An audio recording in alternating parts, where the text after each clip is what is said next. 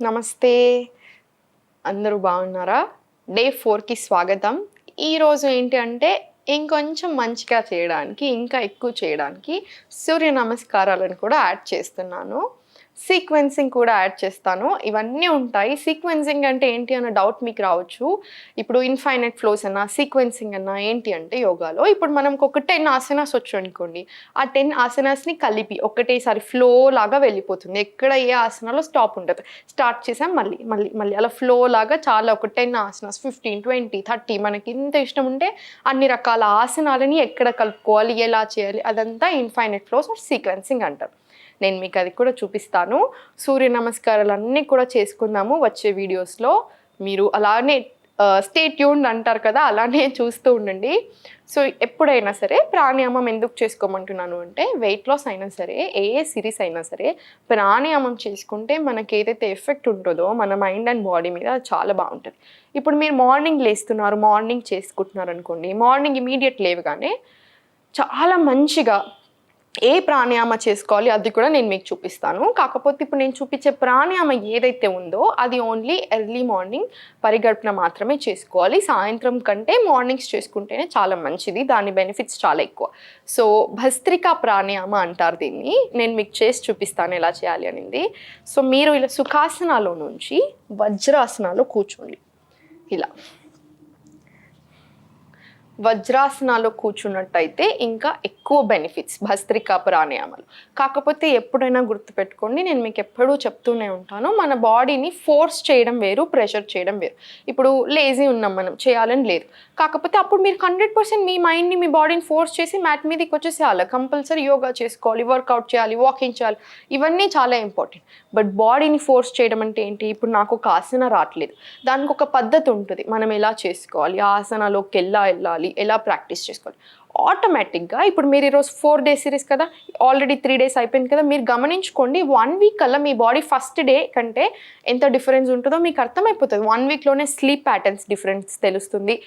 ఇంకొకటి ఏంటి, కాన్స్టిపేషన్లో డిఫరెన్స్ తెలుస్తుంది, పెయిన్స్లో డిఫరెన్స్ తెలుస్తుంది, యాక్టివ్నెస్లో డిఫరెన్స్ తెలుస్తుంది. వెయిట్ లాస్ అంటే దీంతో పాటు చూసారా మినిమం ఒక 10 ఇప్పటికిప్పుడే నేను మీకు చెప్పేయగలను ఎంత డిఫరెన్స్లు వస్తాయని.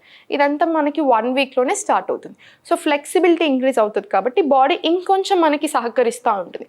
అలా స్లో ప్రాసెస్లో వెళ్ళాలి. అప్పుడే ఇంకా మనకి చాలా మంచిది. నేను మీకు రేపు ఏం ఫుడ్ తీసుకోవాలనేది ఒక జనరలైజ్డ్ ఐడియా కూడా ఇస్తాను. ఫుడ్ చేంజెస్ అనేది చాలా ఇంపార్టెంట్, గుర్తుపెట్టుకోండి. నేను మీకు ఎప్పుడు కూడా అది చెప్తూ ఉంటాను. సో, ఈరోజు ప్రాణాయామ ఎలా చేయాలి అనేది చెప్తాను. ఈ ప్రాణాయామ ఏంటి అంటే ఏదో తగ్గడానికి అలా దానికోసం మాత్రమే కాదు. మనకి ఎర్లీ మార్నింగ్ అంటే మీరు పరగడుపున ఎప్పుడు లేస్తే అప్పుడు చేసుకున్నట్టయితే మన body and mind complete active అయిపోతుంది. Throughout the day difference మీకు తెలుస్తుంది. బాడీ అంతా యాక్టివ్ అయిపోతే ఆబ్వియస్లీ ఏమవుతుంది, స్లీప్ ప్యాటర్న్స్ మారుతాయి, మన ఆలోచన విధానం మారుతుంది, కోపము ఇట్లాంటి అన్ని ఎమోషన్స్ కొంచెం కంట్రోల్లో రావడం స్టార్ట్ అవుతుంది. సో, ఇలా చేయాలి. ఇలా వజ్రాసనాలో కూర్చున్నాం. స్పైన్ ఎప్పుడైనా సరే స్ట్రైట్ ఉండాలి.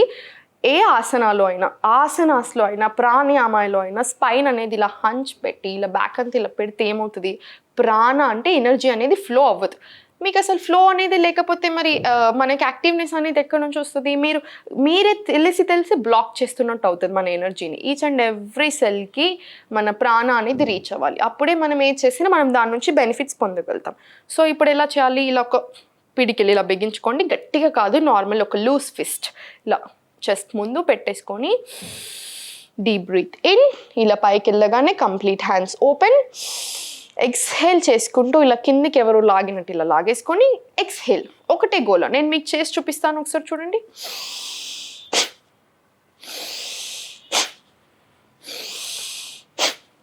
ఇలా.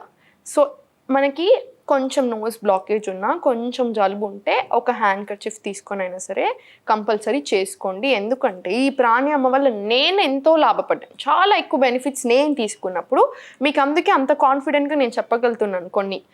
ఎస్పెషల్లీ కొన్ని, ఎందుకంటే నేను చూశాను, నా మీద నేను అబ్జర్వ్ చేసుకొని మీకు చెప్తున్నా. ఈ ప్రాణాయామతో ఆటోమేటికల్లీ హ్యాండ్స్లో కూడా ఇష్యూస్ ఏమైనా ఉంటే పోతాయి, అది తెలుస్తుంది మన బాడీలోకి. సో ఇది ఎన్ని టైమ్స్ చేసుకోవాలి అంటే, ఇప్పుడు మీరు ఇలా కూర్చోలేకపోతున్నారు, సుఖాసనాలో కూర్చున్నా సరే అని చెప్పాను కదా, ఎన్ని టైమ్స్ చేసుకోవాలి, 2 sets లాగా పెట్టుకోండి. ఇలా 20 times or 15 times అలా చేసుకున్నాక ఒక ఫ్యూ సెకండ్స్ బాడీని రిలాక్స్ చేసేసుకోండి, ఎందుకంటే షోల్డర్స్లో కొంచెం పెయిన్ వచ్చినట్టు అనిపిస్తుంది. సో రిలాక్స్ చేసుకొని మళ్ళీ సేమ్ అలానే 20 times రిపీట్ చేసుకోండి. అంటే 10-10-20 times లేదా 20-20-40 times అలా రిపీట్ చేసుకోండి మీ వీలుని బట్టి. ఇప్పుడు స్లోలీ ఇలా వజ్రాసనాల నుంచి వచ్చి సుఖాసనాలో కూర్చొని ఇప్పుడు కొన్ని వార్మప్స్ స్టార్ట్ చేసి, వార్మప్స్ తర్వాత మనం సీక్వెన్సింగ్ చేపిస్తాను ఈరోజు మీకు ఇప్పటివరకు ఏవైతే ఆసనాస్ 3 daysలో నేర్పించానో దాని నుంచి మీకు బ్యూటిఫుల్ సీక్వెన్సింగ్ చూపిస్తాను.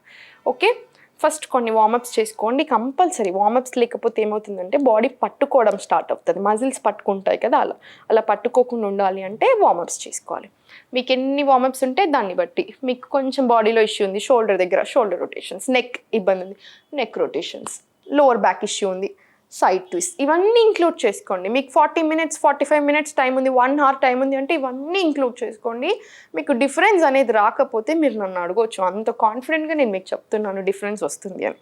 సో కొన్ని షోల్డర్ రొటేషన్స్ చేసుకోండి. భస్త్రికా చేశాం కదా, కొన్నిసార్లు నేను నొప్పి లేస్తుంది, అందుకని ఇలా ఒక డీప్ బ్రీత్ ఇన్, ఇలా ఎక్స్హేల్ ఇన్, ఎక్స్హేల్, ఇలా 5 times clockwise 5 times anti clock wise.